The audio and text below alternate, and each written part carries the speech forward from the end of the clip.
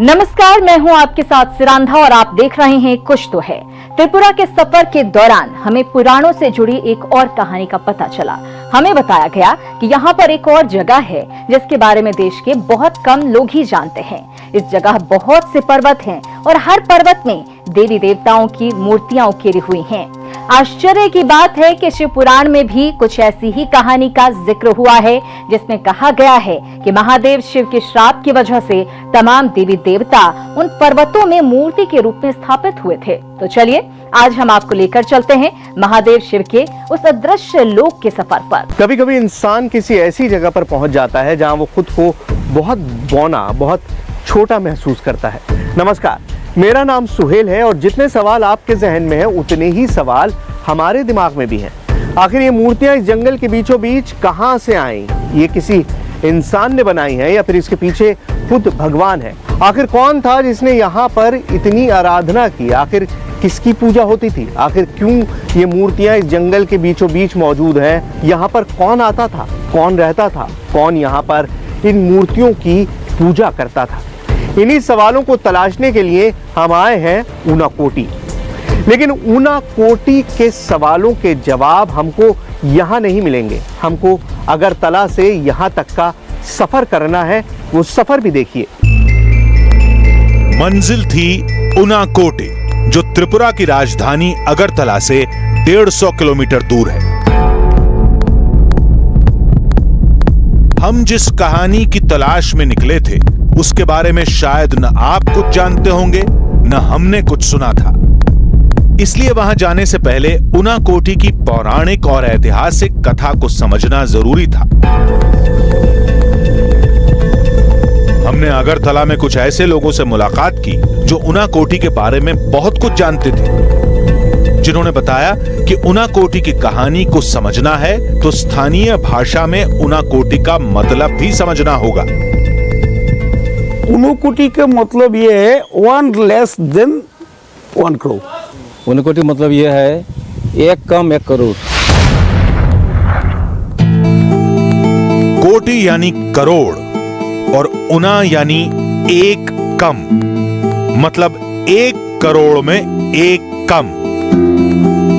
ऊनाकोटी के बारे में हमें बहुत सी कहानियां बताई गई, जिनमें एक कहानी हूबहू शिव पुराण की एक कथा से मेल खाती है, जिसके मुताबिक महादेव शिव 1 करोड़ देवी देवताओं को लेकर काशी के लिए रवाना हुए थे और त्रिपुरा के इन्हीं जंगलों में महादेव ने आराम के लिए पहला डेरा जमाया था।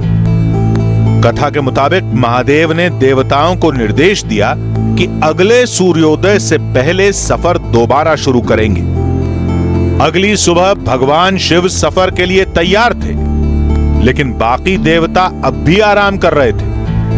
कथा के मुताबिक शिव नाराज हुए और उन्होंने सभी देवी देवताओं को एक भयानक श्राप दे दिया। All with the god and goddess वहाँ या रात को ठहर गए। तो सुबह को उनको जाना था, तो बहुत सुबह हुआ तो हमारे शिवा चल दिए। बहुत सुबह को वो चल दिए। हमारे जो देवताओं थे उतना सुबह वो उठ नहीं सके शिवा, तो that is why they became rocked here. ऐसा चलता है कि जो उठ नहीं पाए वो ऐसा ही सोए रहे यहाँ, वो ऐसा ही पत्थर में समा गए यहाँ। हैरानी कथा पर नहीं, हैरानी थी कथा से जुड़ी जगह के आज भी मौजूद होने पर, और यही हैरानी इस सफर की दिलचस्पी को बढ़ा रही थी। लोगों ने बताया कि हम जिस रास्ते पर चल रहे हैं, पौराणिक काल में यही रास्ता पर्वतों से होता हुआ कैलाश मानसरोवर तक जाता था। ऐसा मुमकिन भी है क्योंकि हिमालय की चोटियां यहाँ से बेहद करीब है। आज हम आपके सामने लाए हैं पुराणों से जुड़ी एक रहस्यमयी कहानी, महादेव शिव का एक ऐसा संसार जिसे देखकर आप भी अचंभे में पड़ जाएंगे। ऊनाकोटी के बारे में अब तक आपने जो सुना वो किसी को भी हैरत में डाल देने के लिए काफी है। तो आइए शुरू करते हैं आगे का अनदेखा अनजाना सफर।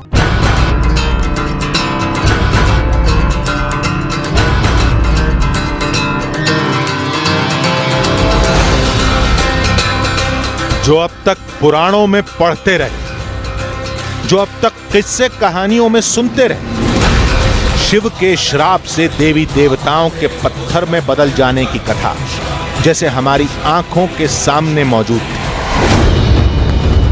बहुत कुछ देखना था, बहुत कुछ तलाशना था, इसलिए हमने आगे का सफर शुरू किया। हम हैरान थे कि यहाँ शिव की एक नहीं कई मूर्तियां हैं, लेकिन गौर से देखा तो पता चला कि हर मूर्ति महादेव का अलग रूप है। बम बम शिव शंकर शंभु महादेव, शिव शंकर शंभु महाकाल हरि जो ऊनाकोटी के हर कोने पर मौजूद है। नमः शिवाय। यानी आप ऊनाकोटी को किसी भी दिशा से देखें तो पहली झलक शिव की ही मिलेगी। शंभु। कालिदास ने अपने महान ग्रंथ कुमार संभव में शिव के 8 रूपों का जिक्र किया है और ऊनाकोटी में आपको ये सारे रूप देखने को मिलते हैं। जब आप घाटी में नीचे उतरते हैं, जो दूसरा चेहरा आपकी आंखों के सामने आता है वो ये है। आप देख सकते हैं इसकी बनावट से साफ हो जाएगा, इसके माथे पर जो तीसरा नेत्र बना हुआ है उससे आपको अंदाजा लग जाएगा कि ये चेहरा किसका है। ये भी भगवान शिव का है, शिव से जुड़ा हुआ है ये चेहरा भी, ये भी शिव का ही प्रतिबिंब है जो यहाँ पर पहाड़ पर उकेरा गया है। और इसके साइज की बात करूं, इसकी ऊंचाई की बात करूं तो आपको यहाँ खड़े होकर अंदाज़ा हो रहा होगा, मैं यहाँ खड़ा हूँ, कि ये कितना ऊंचा है। ये करीबन 10 मीटर ऊंचा है। पहाड़ में पूरी तरह से तराश कर इस चेहरे को बनाया गया है। लेकिन जो चेहरा हमने पहले देखा था उससे चेहरा अलग है। इसमें जटाएं नहीं है, इसमें वो बाल नहीं है, इसमें सिर पर वो आधा चंद्रमा नहीं है जो पिछली वाली मूर्ति में था। ये सब कुछ सिर्फ ऊनाकोटी का वो इलाका है जिसे प्रशासन और स्थानीय लोग खोद चुके हैं। बताया गया कि यहाँ के जंगलों में आज भी ऐसे कई इलाके हैं जहाँ इंसानी कदम नहीं पड़े हैं। लोग बताते हैं कि इन जंगलों में आप जहाँ भी जाएंगे देवताओं के ऐसे ही रूप पाएंगे। वैसे ये इलाका फिलहाल भारतीय पुरातत्व विभाग के संरक्षण में है और इसे यूनेस्को की वर्ल्ड हेरिटेज साइट में शुमार करने की कोशिश भी जारी है। शायद इसलिए क्योंकि ऊनाकोटी आज भी हिंदू पुराणों की कई कथाओं का जीता जागता गवाह है। तो शिव की इस मूर्ति के बराबर में जो एक मूर्ति आपको बिल्कुल मेरे पीछे दिखाई दे रही है वो है गंगा की। अब गंगा की इस मूर्ति को आप बहुत आसानी से पहचान सकते हैं क्योंकि एक बहुत बड़ा डिफरेंशिएटिंग फैक्टर इसमें मौजूद है और वो है गंगा की सवारी। अगर आप मूर्ति के कदमों में देखेंगे तो आपको एक मगरमच्छ दिखाई देगा, एक एलिगेटर दिखाई देगा जो गंगा की सवारी होता है। ये सब कुछ हमारे लिए किसी अजूबे से कम नहीं था। वेदों और पुराणों में जितने भी किरदारों का जिक्र हुआ है वो सब हमारी आंखों के सामने थे।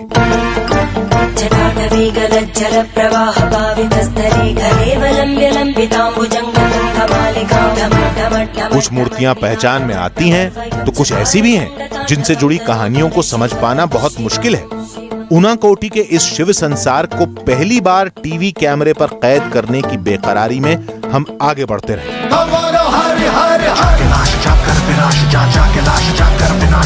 पास में ही एक और पहाड़ दिखा जिस पर करीब 15 मीटर ऊंची एक विशालकाय मूर्ति थी। हाथों में सुदर्शन चक्र, सिर पर मुकुट और शेषनाग की सवारी। भगवान विष्णु की यह मूर्ति दूर से ही अपनी पहचान बता रही थी।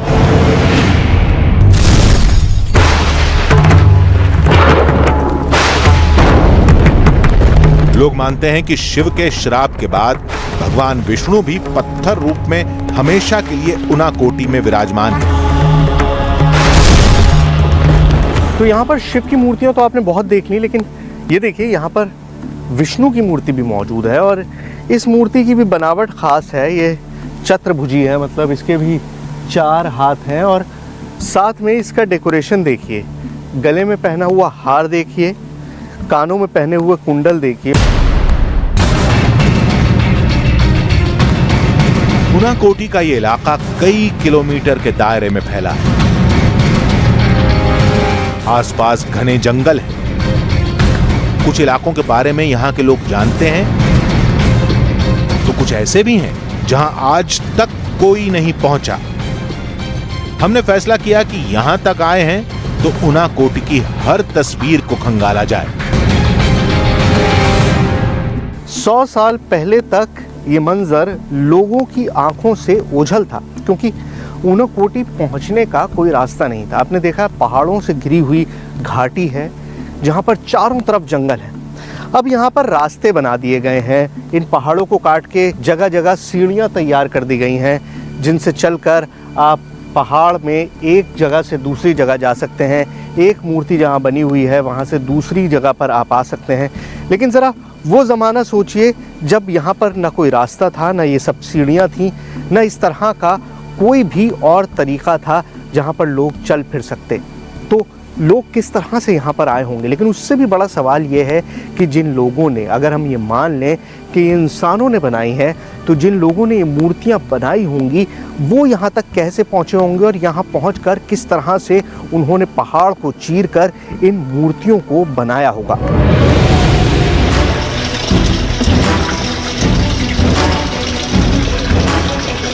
आगे बढ़े तो पहाड़ों के बीच एक झरना दिखाई दिया। यहां रहने वाले कुछ साधु संत इस झरने के नीचे बने कुंड में स्नान कर रहे थे। पूछा तो बताया कि इसे सीता कुंड कहते हैं और इसका पानी गंगा नदी जितना ही पवित्र है।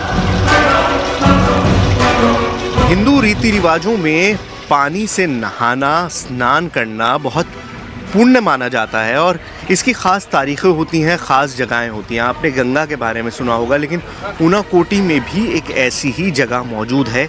एक पानी का कुंड, एक पानी का झरना जो आता है, उनाकोटी छारा के नाम से वो झरना है।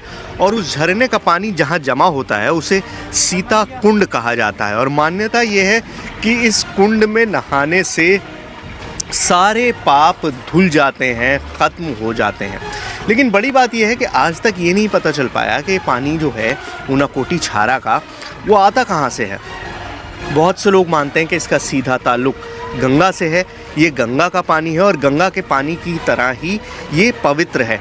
दूसरी मान्यता ये भी है कि मकर संक्रांति वाले दिन खुद गंगा मैया इस धारा में बहती हैं, खुद इस धारा में समा जाती हैं, सम्मिलित हो जाती हैं। और इसीलिए दूर दूर से लोग आते हैं हज़ारों की तादाद में और इस पानी में स्नान करते हैं और अपने पाप को धोने की, उनसे छुटकारा पाने की कोशिश करते हैं।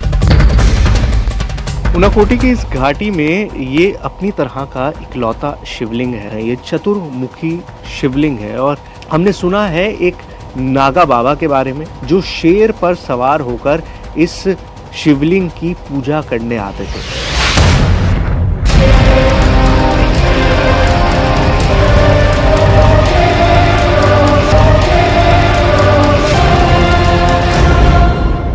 कुछ तो है में आज आप देख रहे हैं शिव का अदृश्य लोक। उनाकोटी में दावा किया जाता है कि यहाँ के घने जंगलों के बीच महादेव का एक स्वयंभू रूप है, यानी एक चतुर्मुखी शिवलिंग।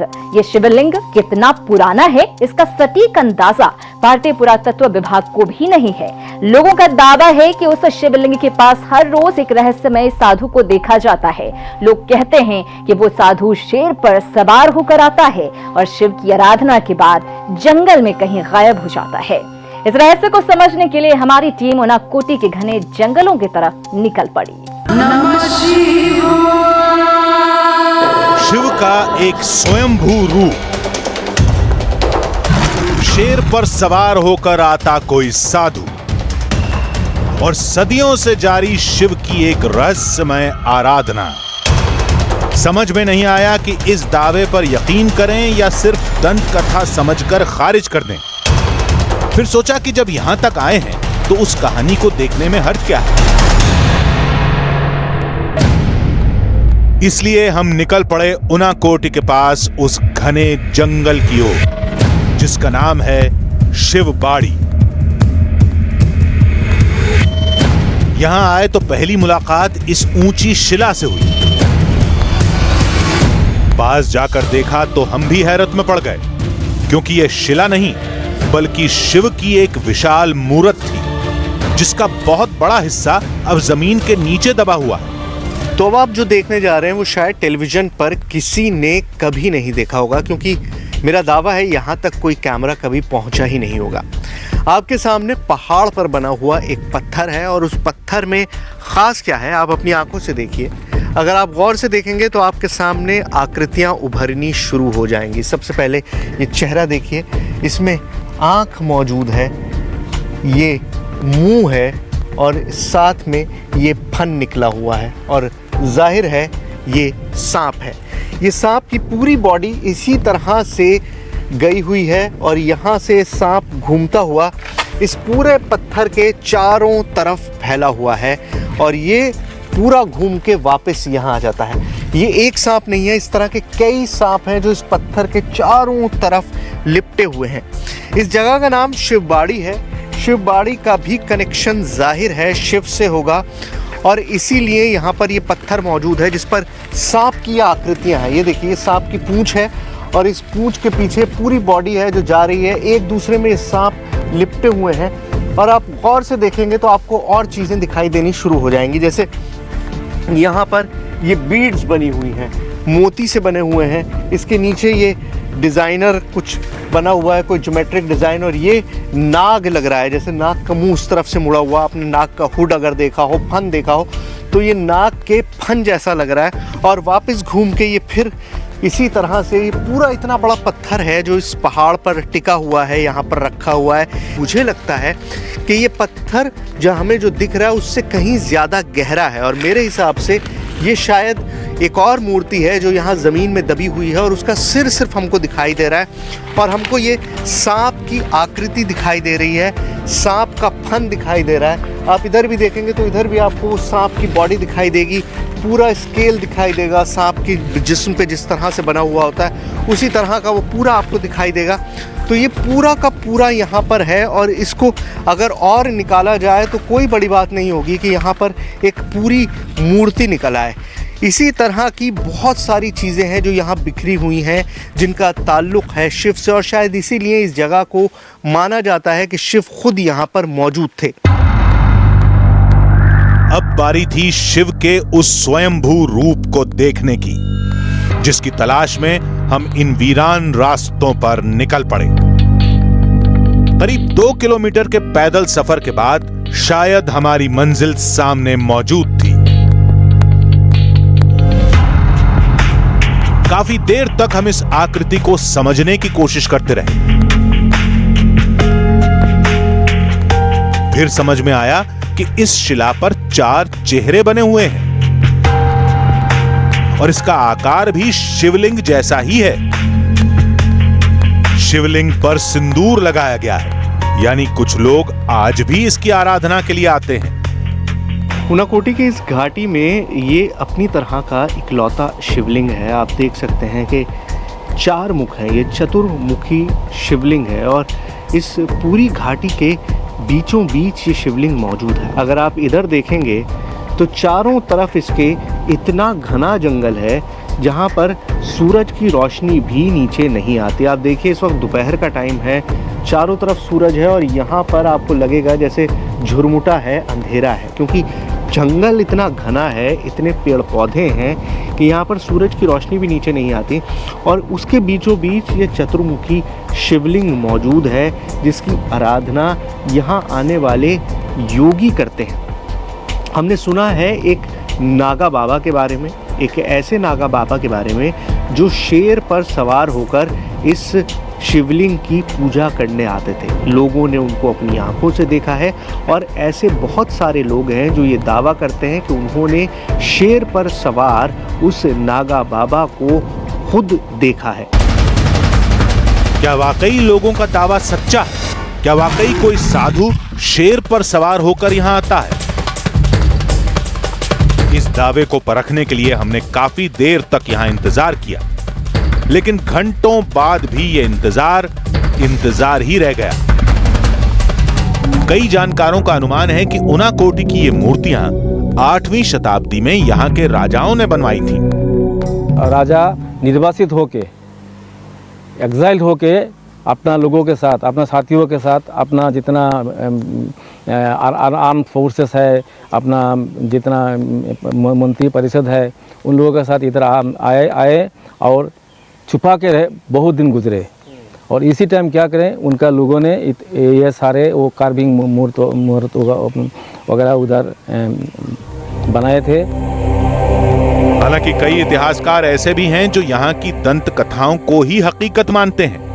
उनके मुताबिक उनाकोटी की ये मूर्तियां वैदिक काल से भी पुरानी हैं। शिवा तो है कि ऐसा हमारे इंडिया में शिवा इज इन देवता इज इन प्री वैदिक एज। वेद के आगे से हमारे शिवा का पूजा वर्शिप होया आया है हमारा इस देश में, सब कॉन्टिनेंट में। और ये कल्ट है शिवा कल्ट। तो आर्कोलॉजिस्ट ऐसा मानते हैं कि हमारे प्री वैदिक एज में ये बनाया गया था। उनाकोटी की पहेली, शिव के इस संसार का रहस्य सदियों से कुछ ऐसे ही उलझा हुआ है। सच क्या है कोई नहीं जानता, लेकिन इतना पता है कि उनाकोटी शिव की एक ऐसी दुनिया है जिसका हूबहू जिक्र पुराणों में मिलता है। और हम टीवी इतिहास में पहली बार उस शिव संसार को दुनिया के सामने लाने में कामयाब रहे। उनाकोटी का शिव संसार वाकई एक रहस्य है। इन मूर्तियों को किसने बनाया, कब बनाया, इसकी जानकारी आज तक किसी को नहीं है और शायद इसीलिए उनाकोटी की कहानी सदियों से रहस्य में दफन है। अगले एपिसोड में फिर मिलेंगे आपसे रहस्य की एक और दास्तान के साथ। तब तक के लिए पूरी टीम को दीजिए इजाजत। नमस्कार।